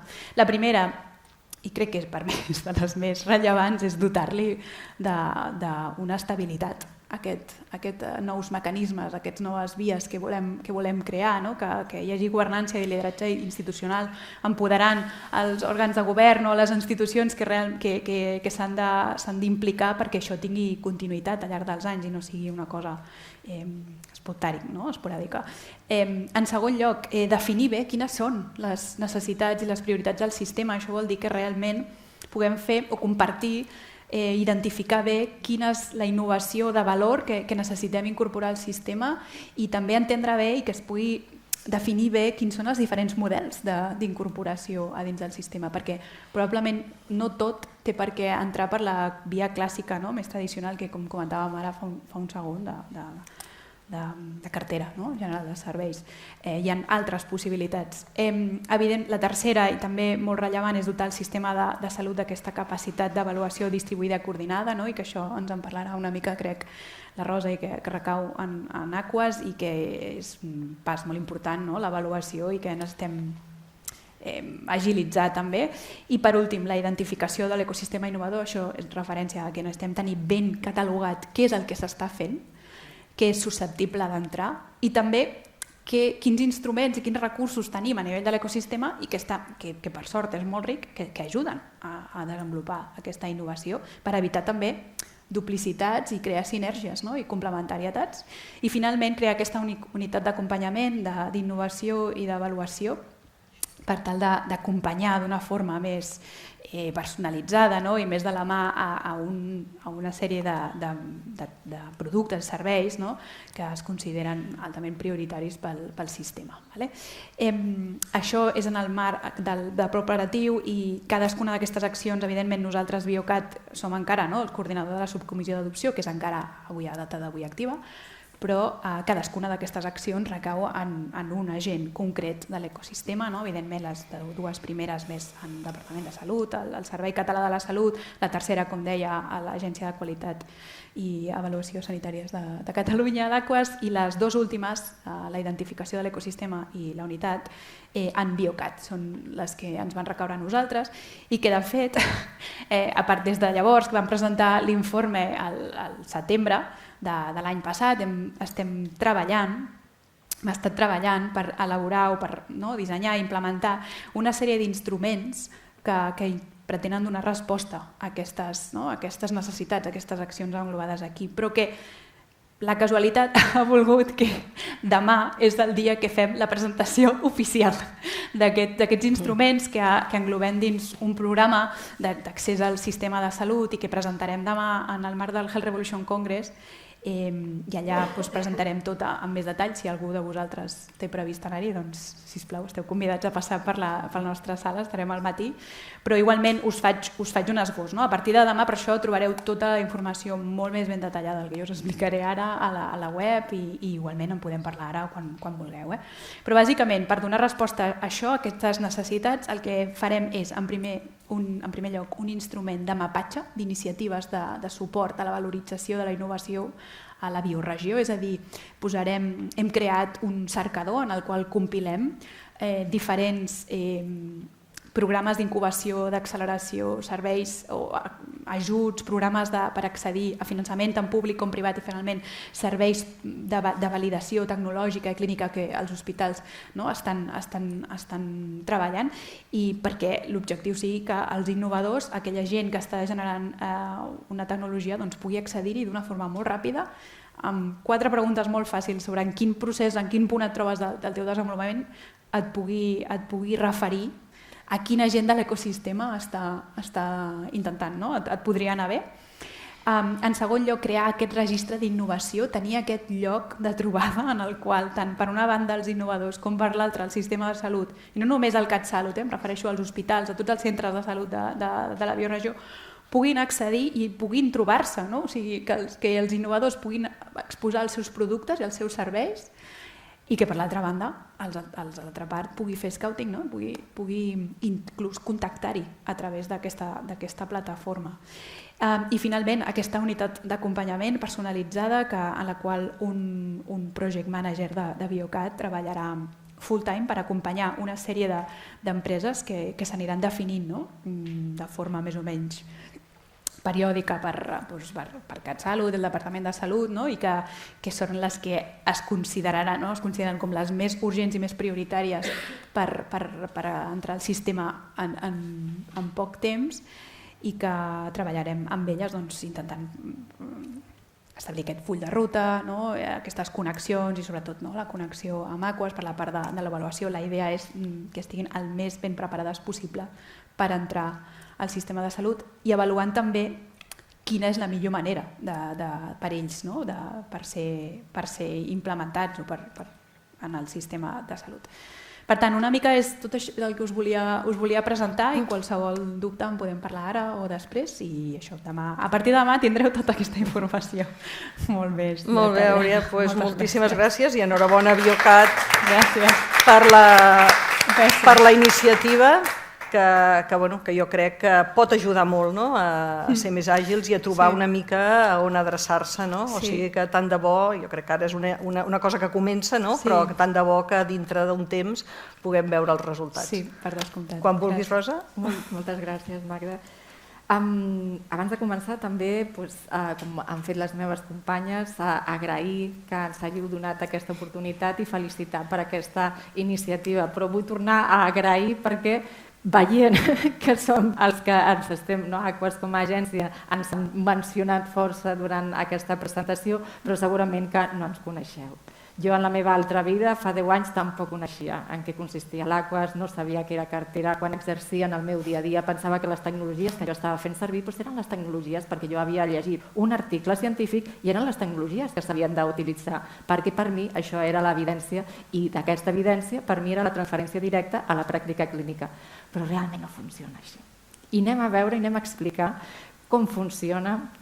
És una miqueta complexa. Jo haig de dir també que vull dedicar aquesta part, ho he orientat també una part a que sigui una mica més pedagògic, intentar explicar com funciona el sistema de finançament i el sistema d'avaluació. I això ho hem de tenir en compte també de cara a les expectatives, no només dels pacients, sinó també dels professionals i de les persones que els desenvolupadors i desenvolupadores d'aquesta tecnologia. I és que tenim un marc legal, i ja sabeu que aquesta setmana, ahir, es va aprovar un projecte de llei, de la nova llei de sanitat universal. Hi ha un petit apartat també que parla de cartera i no modificarà massa el que jo diré ara, també m'ho vaig mirar i vaig dir, ai mare, ara sí, aquest nou projecte, però no modificarà, sinó tot el contrari, millorarà, perquè arribarà a molta més població. Això és el que esperem. Llavors, com he dividit aquesta presentació? Ho he dividit amb el qui, amb el què i amb el com. Quan estem desenvolupant o quan com professionals o com propis pacients volem disposar d'aquesta innovació, hem de saber a qui ens hem de dirigir per saber qui financia i qui reemborsa totes aquestes tecnologies. Llavors, hem de diferenciar la cartera de serveis comuns, els responsables al Ministeri de Sanitat, la cartera de serveis complementaris, els responsables al Servei Català de Salut com a pagador i la cartera de serveis hospitalaris. Llavors, com funciona això d'aquí? Tenim una cartera que és de serveis comuns, que és una cartera que proveeix aquests serveis a tot el territori. Aquesta cartera el que diu és que totes les persones que viuen a Espanya han de disposar d'aquests serveis. En el cas de Catalunya, ara veurem després una altra diapositiva, i altres comunitats autònomes tenen una cartera de serveis que és complementària. A més dels serveis que disposa aquesta cartera de serveis comuns, complementem amb el que pensem que la nostra població també es pot beneficiar. I alhora també tenim els centres. Els centres són els encarregats de finalment proveir de tots aquests serveis que ens diuen des de cartera comuna i complementària i també afegir més valor, més tecnologia, que pensem que en la nostra àrea també pot beneficiar. Aquesta és la filosofia. Per què al final, segons aquesta llei, i per què la provisió es fa en forma d'aquestes carteres, és perquè el nostre sistema de salut ha de ser sostenible, de qualitat, eficient i equitatiu. Abans es mencionava, aquests són els pilars. Nosaltres som una miqueta, en aquest sentit, volia dir ambaixadores, però de vegades evangelitzadores. Aquests són els principis que es mouen des del sistema públic i el nostre sistema de salut. Les bases són aquestes i la cartera de serveis és per garantir això també. I què és el que entra dins? Què és el que proveïm nosaltres com a servei? Doncs allò que aporti valor. L'he posat el més gran que podia posar aquí, però és aportar valor i després ja parlarem què és aquest valor. I aquesta de tecnologia hem de saber quin tipus de tecnologia és, la seva intenció d'ús, això és fonamental, perquè de vegades ja sabem que això guiarà en el procés com ha comentat abans el Carles, el procés de notificació de marcatge D, això és molt important, la intenció d'ús, però és que des de l'inici moltes de les empreses, o almenys de les que ens hem trobat, no saben ben bé quina és la seva intenció d'ús de la seva tecnologia, ni a quina població anirà dirigit. Aquesta diana d'aquí és a quina població aniràs dirigit. Per determinar el valor hem de saber el tipus de tecnologia que és, el seu ús i a quina població va dirigida. Com fem? Com determinem aquest valor? S'ha anat comentant, si tenim unes necessitats de salut de la població i pretenem que aquests serveis donin resposta, això ho hem de fer amb aquests recursos i són recursos que són limitats. S'estima que de mitjana en els països de la Unió Europea l'11% del seu PIB es destina a cobrir aquests serveis de tecnologies i quan dic tecnologies no vull dir només dispositius mèdics sinó també vull dir medicaments, però d'aquests 25% específicament són per a aquestes tecnologies sanitàries. I com poder decidir per donar resposta a aquestes necessitats de salut amb els nostres sistemes de salut i amb aquests recursos, com podem fer la millor decisió? Doncs amb l'avaluació de tecnologies sanitàries. Aquest és el nostre rol. Què avaluem? L'avaluació de tecnologies sanitàries és una disciplina que és multidisciplinar, que fa servir mètodes explícits per determinar el valor d'una tecnologia en tot el seu cicle de vida. Encara que ens focalitzem sempre al final, quan ja està al mercat, però la idea de l'avaluació de tecnologies sanitàries és que es pugui proveir aquesta avaluació en tot el seu cicle de vida de tecnologia. I com es determina aquest valor? Doncs mesurant, avaluant les conseqüències previstes i no previstes del seu ús, comparant-ho amb la pràctica clínica. Tu amb l'avaluació de tecnologies sanitàries el que vols és determinar quin és el valor d'aquesta tecnologia en comparació amb el que ja vens a fer, perquè tu li has de dir al decisor a qui paga, si paga la pena o no paga la pena, invertir per aquesta tecnologia. No és només que demostris que és segura, no és només que demostris que és eficaç en un assaig clínic. Això és la part reguladora. Aquí estem parlant de finançar, de pagar. Jo haig de saber si paga la pena o no paga la pena.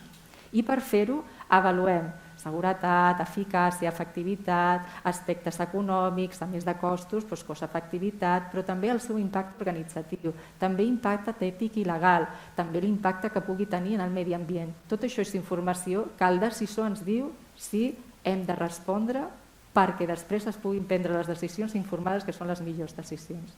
I com ho fem això? Tenint en compte la perspectiva del Sistema Nacional de Salut, Si és la part més social, les parts interessades en els nostres informes hi participen professionals, pacients, indústria, professionals declarant els seus conflictes d'interessos iguals que els pacients i també el context. No és el mateix fer l'avaluació pensant en cartera de serveis comuns, pensant en cartera de serveis complementaris que des d'un hospital. Hem de tenir en compte aquest context, a quines necessitats va adreçada aquesta avaluació. Qui ho fa? No som el NICE, però som més grans que el NICE i més eficients, perquè ho hem comprovat amb el sistema també, comparant el seu pressupost i el nostre pressupost pel que fem, per la feina que fem. En el cas del Ministeri no hi ha una agència centralitzada, quina sort, no per una vegada, no hi ha una única agència, sinó que participem aprofitant tot el coneixement que ja hi havia dels anys 90 de les agències d'avaluació, Aquas porta més de 30 anys fent avaluació. Llavors el que fem és treballar de forma col·laborativa, en forma en xarxa, amb altres agències del territori.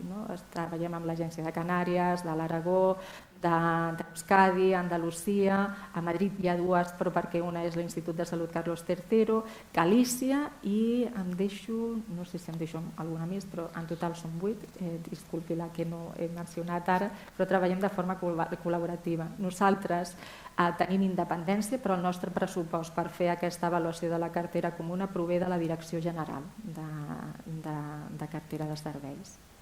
Després, pel Servei Català de Salut, som nosaltres qui fem aquesta avaluació i en el cas dels hospitals són les seves unitats o àrees i ara veurem que no tots els centres en tenen.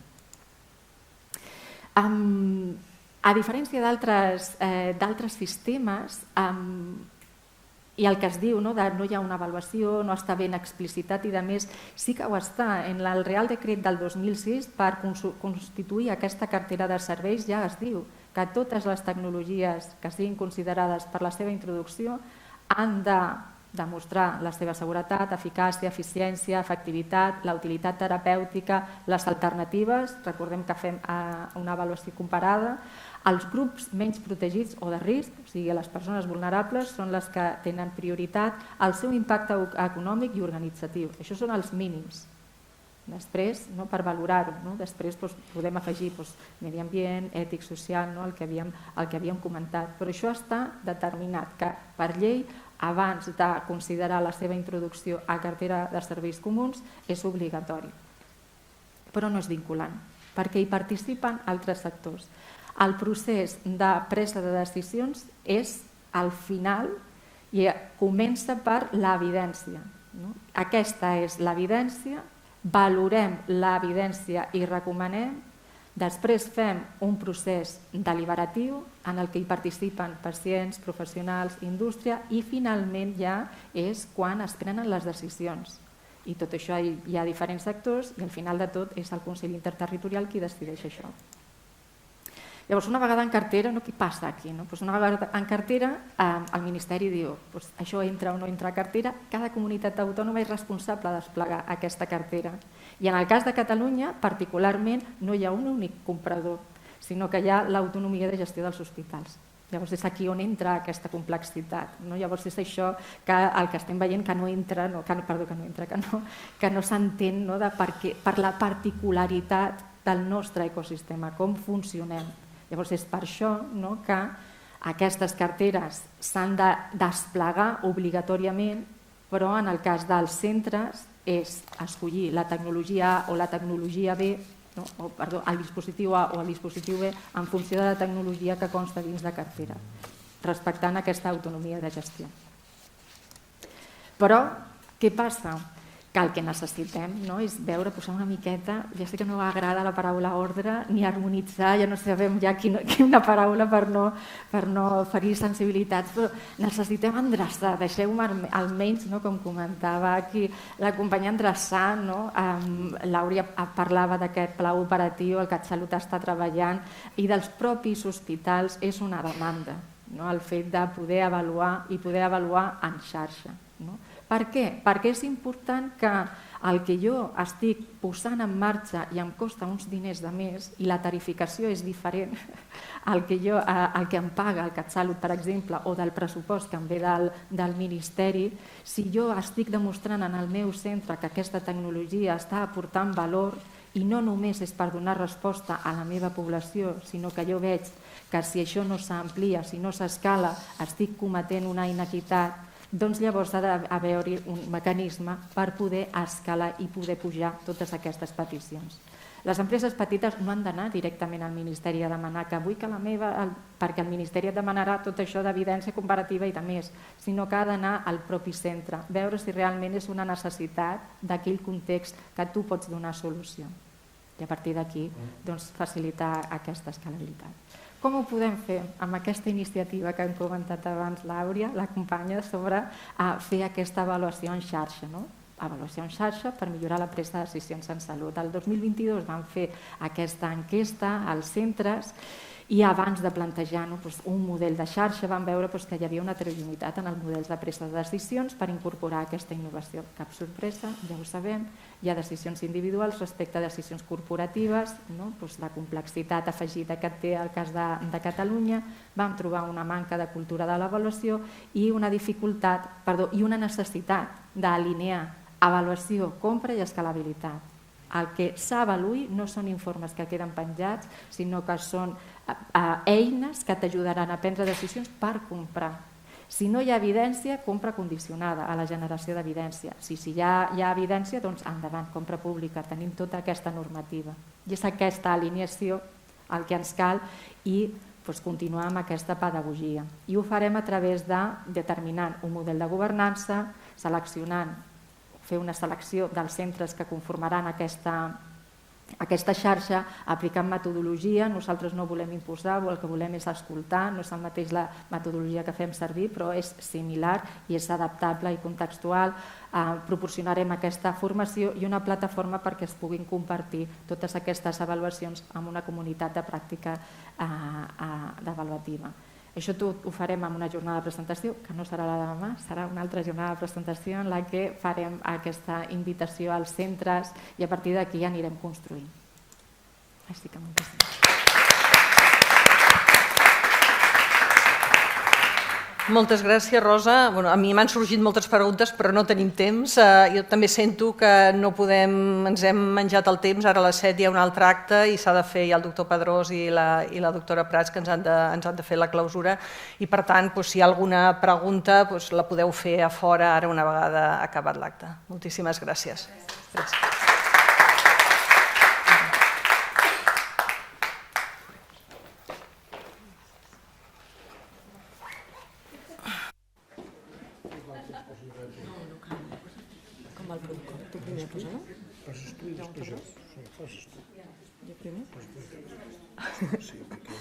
Doncs res més, de fet, això de fer la cluenda és molt formal, però jo crec que s'obren una mica les paraules perquè tot lo interessant ja ha sortit. Jo he après molt, que és amb aquests actes sempre vas prenent nota mental. Agrair a tots els ponents a la primera taula que ens han desgranat molt bé el contingut o els elements fonamentals d'aquest quadern, que veníem els deures fets i el tenia llegit, però ens ha anat molt bé, jo crec, per treure aquestes idees més importants. I aquesta segona taula per posar una mica l'aparador de la pràctica, que a vegades de la teoria a la pràctica, com deia el company, costa i que ens ha anat molt bé. Per tant, agrair-vos a tots, els que heu participat, els que heu estat a l'acte, i deixo la paraula al doctor Pedrós perquè clausuri formalment. Només volia afegir algunes idees, perquè ja ho ha sintetitzat molt bé la doctora Prats. Primer, en nom del col·legi com a anfitrió i potser com a impulsor inicial dels GIPs, gràcies a tots els que heu intervingut. Quedeu-vos també amb una frase que m'agrada dir-ho sempre a tot arreu i com que ara tinc una mica d'autoritat per dir-ho com a president del col·legi, ho digueu-vos, és la demostració que si et poses al costat gent més bona que tu, surten coses excel·lents com aquest document. I per tant recomano a tots, a tothom, que no oblidi mai aquesta màxima. Sempre rodejar-se de gent millor o que tu creguis que és millor que tu mateix perquè aportin. I el que estem fent, perdoneu, ho dic amb molta contenció o modèstia, estem sembrant bé. Ho dic amb molt convenciment. Sempre he cregut en aquest projecte, amb la Clara quan en vam parlar i amb els membres de la Junta, del Col·legi de Metges, del Col·legi d'Enginyers, de tots, aquí ara es pot semblar que érem relativament pocs. L'hora és tard, és igual, sempre podem trobar un espai. Però aquí hi ha una feina escrita que conceptualment té una solidesa molt gran. I el que és important és que es vagi divulgant la idea que aquí surt. A mi m'ha agradat molt quan he sentit, perdoneu a tots, però la Rosa Vivanco i l'Àurea Albacete i diu estem molt contents o sigui que pràcticament sí que sabia que existia això del GIPS, però quan han vist la posada en escena diu tant de bo, tu ho has dit també al començament, tant de bo això ho hagués tingut quan jo vaig començar. Bé, doncs si anem fent de taca d'oli, al final això neix amb voluntat de generar moltes sinergies. Nosaltres sense el Biocat i l'Aquas tampoc podrem avançar. I l'Aquas i el Biocat, perdoneu, han de mamar de l'essència del que surt d'aquí. Nosaltres hem de crear una comunitat, deia, de sinergies. Quan Barcelona i Catalunya es fan sinergies, des del punt de vista creatiu som invencibles. I ho hem vist en moltes coses i ho veureu amb la sessió que tenim després, que és amb el tema de la salut dels professionals sanitaris, que potser els GIPS també se'n podrien beneficiar. Vam crear un programa fa 27 anys per garantir la qualitat assistencial. La gent deia, no, van crear el PAIM per ajudar els metges malalts. No, us ho dic en sèrio perquè com que jo vaig ser el que vaig posar, a mi el que em preocupava era la seguretat clínica i la qualitat assistencial dels pacients. I llavors vaig veure que vam veure de seguida que podíem trobar un instrument que ens pogués ajudar a fer les dues coses. I després de 27 anys, avui crearem la primera càtedra, conjuntament amb la UAB, la Mutual Mèdica, la Fundació Galatea, la primera càtedra universitària a Europa, no sé si al món, sobre la salut dels professionals sanitaris. A nosaltres ens agraden molt els espais de sinergies, de complicitats, de trobar aquests projectes que faci que nosaltres necessitem lideratge. I aquí tots els que heu intervingut sou líders. Necessitem que empenyeu i que aquí trobareu molta complicitat. Nosaltres som el Col·legi de Metges de Barcelona, però no som una agrupació gremial. A nosaltres ens interessa que el sistema sanitari funcioni bé, el públic i el privat. Que tingui solidesa perquè nosaltres, el nostre esperit és el servei a la comunitat, som servidors públics, ens sentim servidors públics, tant si estem al sistema públic com no, servidors de la societat a la que pertanyem, i el nostre lema, i el GIPS ha d'ajudar molt a que la presa de decisions, que ara quan sentia la Rosa, que parlava de l'Aquas, doncs és important que hi hagi un consens polític que reconegui que el que s'avalua i els resultats d'avaluació és el que ens ha de conduir a prendre decisions. Perquè després de molts anys continuem encara encallats en debats sota prejudicis, que si això és públic, que si la gestió pública... Escolti'm, el ciutadà al final el que vol saber és, dins un model, si els diners que està utilitzant s'estan utilitzant adequadament per treure els resultats, en aquest cas de salut, sense perdre els grans valors, que són la universalitat, l'equitat, etc., l'eficiència, i per tant necessitem eines d'avaluació, però necessitem, i aquí sí que us demanem que ajudem, nosaltres ho lluitarem, perquè hi hagi espais que els polítics, els gestors tots, consensuïn que quan s'avaluï, potser això és una cultura molt poc llatina, però quan s'avaluï que això és millor que això, farem allò que és millor. I ho fem-ho de manera transparent, de manera independent, i aquí hem de treballar molt amb això. Jo estic convençut que sota el lideratge de la gent que està, del Ramon, de la Clara i de tants i tants altres, jo crec que això és possible. Fugim del debat ideològic tacticista de cada moment, anem cap a l'evidència, la millor evidència, i sense oblidar que el nostre objectiu són les persones. Perquè, esclar, si fem cientificisme o academicisme o fem molta cosa d'aquesta, però al final no millorem la qualitat de vida o la pròpia vida dels ciutadans, ens haurem tornat objecte i subjecte de nosaltres mateixos i no és. Per tant, l'element aquest deontològic, ètic, ha d'estar profundament arrelat i que tinguem aquest espai per compartir valors. Acabo per dir una cosa, perquè s'ha dit, escolta, és que té un sistema molt complex. Jo a vegades em discuteixo amb el meu amic, el director del CatSalut, el Ramon Canal, és que la complexitat, escolta, visca la complexitat, però visca la complicitat, perquè si la complexitat, home, podem racionalitzar alguna de les coses, les hem de racionalitzar, però part de la creativitat o de la grandesa del sistema sanitari ha estat la complexitat, que ha generat iniciatives que el problema és que després quan s'han pres decisions no s'ha emulat en aquell o aquells que ho feien molt bé i que generaven evidència que ho feien molt bé, sinó que a vegades es castigava, a la pràctica es castiga o no es reconeix prou bé aquell que innova i fa les coses diferents. Però jo el que dic és, davant de la complexitat, visca la complicitat. I per tant, tots els que esteu aquí i que podem extendre-ho, quanta més complicitat, quanta més sinergia, més forts serem amb les idees que prediquem i sobretot ajudarem més a la societat a la que deia que servim i, si em permeteu, ajudem també més que Barcelona i Catalunya, sobretot el nostre país, estigui liderant en el món aquest procés de transformació que innova però té les persones en el seu cor. Gràcies. I escolteu, us convido que us quedeu a la presentació de la càtedra, que és un altre procés d'innovació i de sinergies que ens ha costat, però que ha valgut la pena. Moltíssimes gràcies.